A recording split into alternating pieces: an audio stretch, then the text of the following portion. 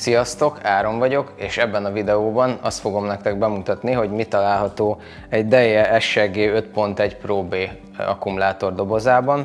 Tehát, hogyha megkapjátok az eszközt, és felbontjátok a dobozt, akkor mit fogtok benne találni a telepítéshez.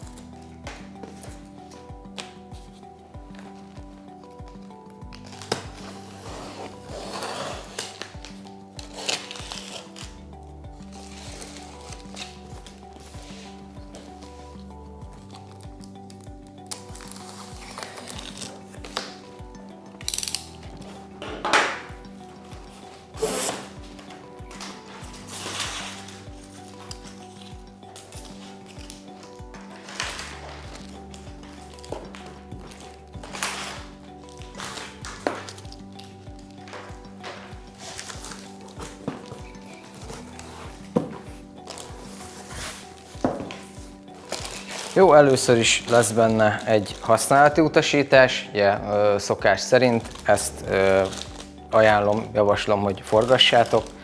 Ez például egy német nyelvű, de az angol nyelvű is megtalálható lesz benne. Fogtok kapni többféle kábelt. Ugye először is ezek a energiakábel csatlakozói lesznek az akkumulátoregységnek. Jó, ugye ez a pozitív energiakábel, az egyik felén, az aksis felén egy csúszó csatlakozó van, a másik felén pedig szemes saru, ezzel tudjátok majd az inverterbe bekötni. Ugye az EPH-nak a kialakításához kaptok egy ilyen kis rövid zöld-sárga vezetéket, ez a akkumoduloknak az egymással való össze EPH-zására való. Nézzük, hogy mink van még. Kapunk többfajta konzolt szintén. Ezek a konzolok ki is bontjuk szerintem, mert itt csak én látom. Fólián keresztül. Ezek a konzolok valók az akkumulátornak a falra való fölrögzítéséhez, tehát ezt kiemelve is föl lehet rögzíteni a falra. Mi általában nem így szoktuk, de erre is van lehetőség, hogyha a falnak a statikája ezt megengedi.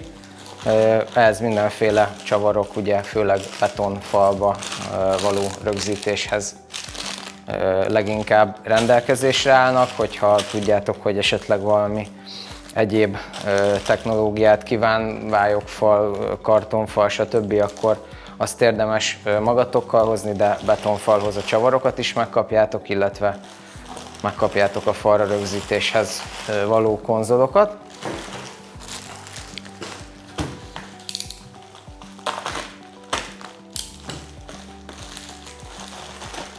Ezen kívül ugye itt van nyilván a negatív pólusnak a erőátviteli kábele is szintén hasonló, illetve ugyanolyan kialakítás, mint a pozitívnál. Kaptok egy adatkábelt, ez arra való, hogy a BMS-sel össze tudjátok kábelezni az akkumulátort, majd ezt egy későbbi videóban bemutatjuk, tehát ez egy hosszabb adatkábel. Kaptok szintén egy rövidebb adatkábelt is.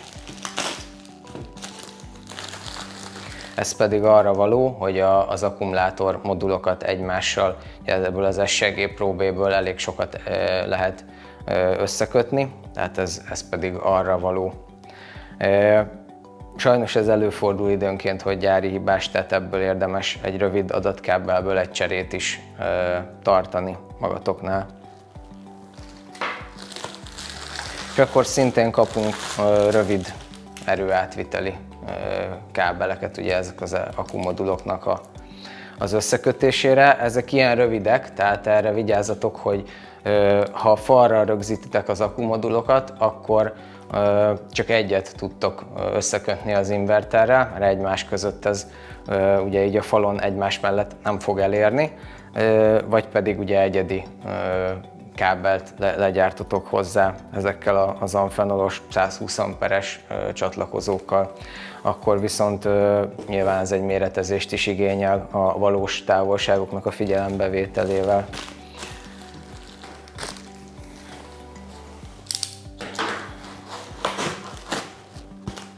Jó, és akkor mindenféle védő fóliáknak az eltávolítása, polifómoknak az eltávolítása után maga az akkumulátor is ki fog jönni. Előtte még megmutatom, van egy ilyen kisebb konzol pár is, ami pedig arra való, hogyha felállítjátok az akkumulátort csak a fal mellé, tehát nem magasan felhelyezitek, hanem a földre, akkor is hozzá tudjátok rögzíteni a falhoz, hogy véletlenül se dőljön el. Jó, és akkor az akkumulátor is ki fog jönni.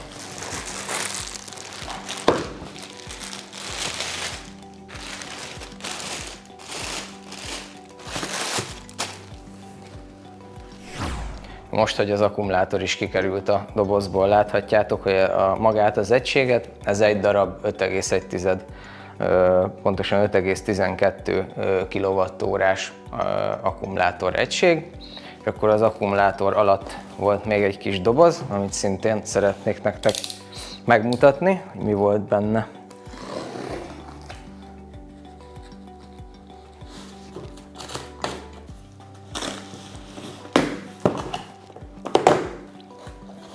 Mert én például ezeket a konzolokat használom a legtöbbet, tehát ezek a konzolok akkor